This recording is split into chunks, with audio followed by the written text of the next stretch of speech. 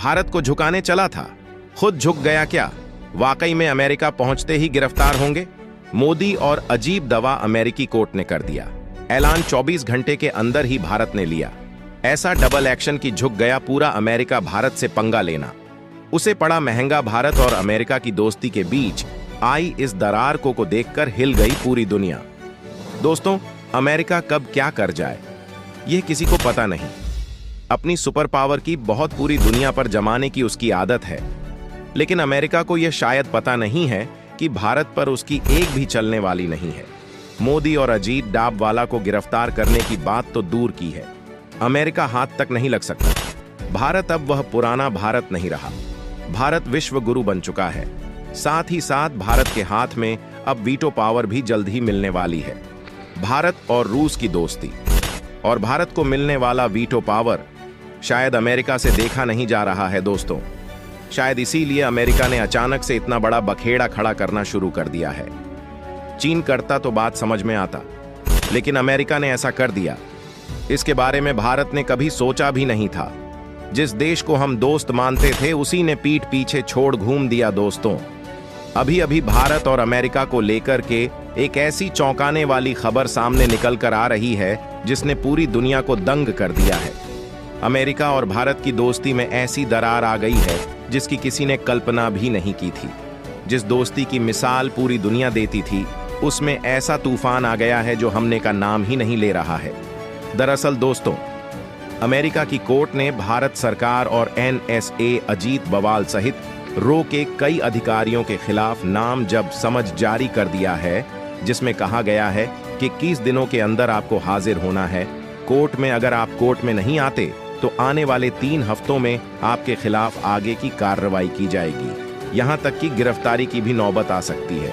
अब यहां पर सबसे बड़ा सवाल यह उठता है कि आखिर अमेरिका की कोर्ट ने ऐसा किया क्यों है? भारत इस मामले में अब आगे क्या कार्रवाई करेगा? क्या एनी से अजीत डोभा को सच में अमेरिका जाने पर गिरफ्तार किया जा सकता है?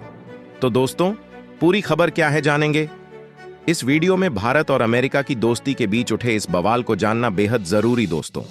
लेकिन उससे पहले एक सच्चे भारतीय होने के नाते हमारे प्यारे देश भारत के सपोर्ट में इस वीडियो को लाइक करना तो बनता है। फटाफट नीचे दिए गए लाइक बटन को दबा दें और दिखा दें कि हम सब भारत के साथ हैं। दोस्तों, सबसे पहले जान लेते हैं कि इस मामले की शुरुआत कहां से हुई। कुछ समय पहले भारत पर आरोप लगाया गया था कि उसने अमेरिका में एक व्यक्ति को निशाना बनाने की कोशिश की। यह व्यक्ति जो खालिस्तान सेपरेटिस्ट है और भारत विरोधी गतिविधियों में शामिल है, का नाम पन्नू है। पन्नू का इतिहास सबको पता है। वह एक संगठन का मुखिया है जो भारतीय नेताओं और संस्थाओं के खिलाफ भड़काऊ भाषण और धमकियों के लिए जाना जाता है। भारतीय अधिकारियों ने उसे 2020 में आतंकवादी घोषित कर दिया था। इस घटना में भारतीय मूल के निखिल गुप्ता को गिरफ्तार किया गया, जिसे बाद में अमेरिका को सौंप दिया गया। इससे मामला और गंभीर हो गया। अपनू, जिसने अमेरिका और कनाडा की नागरिकता ले रखी है, ने अमेरिकी कोर्ट में एक मामला दर्ज करवाया है। उसने आरोप लगाया कि भारतीय राष्ट्रीय सुरक्षा सलाहकार NSI को इस साजिश की पूरी जानकारी थी और उन्होंने इसे रचा। इतना ही नहीं, पन्नू ने प्रधानमंत्री मोदी और भारत की पूरी लीडरशिप पर भी आरोप लगाया कि उन्हें इस घटना के बारे में सब कुछ पता था। हालांकि PM मोदी का नाम अभी तक इसमें सीधे तौर पर नहीं आया है, लेकिन पन्नू ने अमेरिकी कोर्ट में आरोप लगाया है कि NSA अजीत डोभाल, पूर्व के सामंत गोयल रॉ एजेंट विक्रम यादव और व्यवसाय निखिल गुप्ता ने मिलकर यह साजिश रची है। इन आरोपों के बाद अमेरिकी कोर्ट ने इन सभी के खिलाफ समझ जारी किया है। कोर्ट ने सख्त आदेश दिया है कि यह सभी 21 दिनों के भीतर कोर्ट में पेश हो और अपनी सफाई दें। इससे मामला और भी गंभीर हो गया है और दुनिया की नजरें अब इस केस पर टिकी है। दोस्तों, यह घटना अब अंतर्राष्ट्रीय स्तर पर चर्चा का विषय बन चुकी है, लेकिन अभी भी सवाल यह उठता है कि अगर अजीत डोभाल और अन्य रॉ एजेंट 21 दिनों के भीतर अमेरिकी कोर्ट में पेश नहीं होते तो क्या उनके खिलाफ गिरफ्तारी वारंट जारी होगा? सबसे पहले तो आपको बता दें कि यह अमेरिका के लिए इतना आसान नहीं है। भारत के साथ कई देश खड़े हैं और भारत वीटो पावर पाने का सबसे बड़ा दावेदार है। अमेरिका को यह भी पता है कि अगर भारत को वीटो पावर मिल गई तो वह इसका इस्तेमाल उनके खिलाफ कर सकता है, जैसे कि वह दूसरे देशों पर करते आए हैं। इसके अलावा भारत के सा को डिप्लोमेटिक प्रोटेक्शन मिली हुई है, इसलिए अमेरिकी कोर्ट उन्हें छू भी नहीं सकती। दूसरी बड़ी बात यह है कि भारत इस मामले को अब अमेरिकी सरकार के साथ उठा रहा है। भारत ने सवाल उठाया है कि उनके एंस के खिलाफ इतनी गंभीर कार्रवाई कैसे होने दी गई।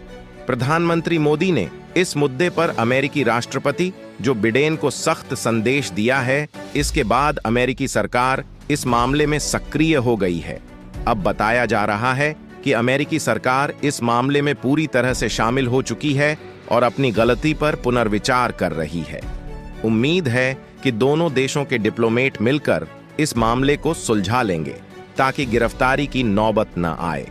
लेकिन एक दिलचस्प बात यह है कि एनएसए अजीत डोभाल पर अमेरिका में पिछले 6 महीने से आरोप लगाते आ रहे थे। फिर अचानक एक हफ्ता पहले में रूस के दौरे पर गए, जहां उन्होंने व्लादिमीर पुतिन से मुलाकात की और कई महत्वपूर्ण फैसले लिए। वीटो पावर पर भी चर्चा हुई। लेकिन अब सवाल यह उठता है कि इस खबर के आने के बाद उनके खिलाफ सामान क्यों जारी किया गया? क्या अमेरिका भारत के एनएस को चेतावनी देने की कोशिश कर रहा है? ऐसा लगता है कि अमेरिका यह संकेत दे रहा है कि अगर भारत रूस के साथ अपने संबंध मजबूत करेगा तो इससे दिक्कतें आ सकती हैं। वैसे अगर हम डिप्लोमेसी के सामान्य प्रोटोकॉल की बात करें तो किसी भी देश के राजनीतिक या सरकारी अधिकारी के खिलाफ आरोप लगाने से पहले अमेरिका की पुलिस और जस्टिस डिपार्टमेंट को विदेश मंत्रालय से मंजूरी लेनी चाहिए। अमेरिका का जस्टिस डिपार्टमेंट स्थानीय पुलिस ने विदेश मंत्रालय को जानकारी दिए बिना इस मामले को आगे बढ़ाया, या फिर जानबूझकर विदेश मंत्रालय से मंजूरी लेकर ऐसा किया गया। यह भारत को केवल इस मामले को खारिज नहीं करना चाहिए, बल्कि इसकी गहराई में जाकर तहकीकात करनी चाहिए कि क्या अमेरिकी सरकार इसमें शामिल है। यदि हां, तो उनके साथ शक्ति से निपटना चाहिए, क्योंकि यह मामला सिर्फ भारत की बेइज्जती का नहीं, बल्कि भारत को ब्लैकमेल करने का भी है। और अगर यह मामला यहीं समाप्त होता है तो पीएम मोदी 28 सितंबर को 3 दिवसीय दौरे पर अमेरिका जाएंगे। इस दौरान वे विल्मिंगटन, डेलावेयर में चौथे क्वाड लीडर्स शिखर सम्मेलन में भाग लेंगे। न्यूयॉर्क में रहते हुए पीएम मोदी 22 सितंबर को भारतीय समुदाय के एक सम्मेलन को संबोधित करेंगे। इसके अलावा में आए क्वांटम कंप्यूटिंग, सेमीकंडक्टर और बायोटेक्नोलॉजी में अमेरिका की प्रमुख कंपनियों के साथ बातचीत भी करेंगे। तो दोस्तों, इस मामले पर आपकी राय क्या है? हमें कमेंट बॉक्स में जरूर बताएं। आपका विचार हमारे लिए बहुत महत्वपूर्ण है। तो चलिए इसी के साथ जय हिंद, जय भारत।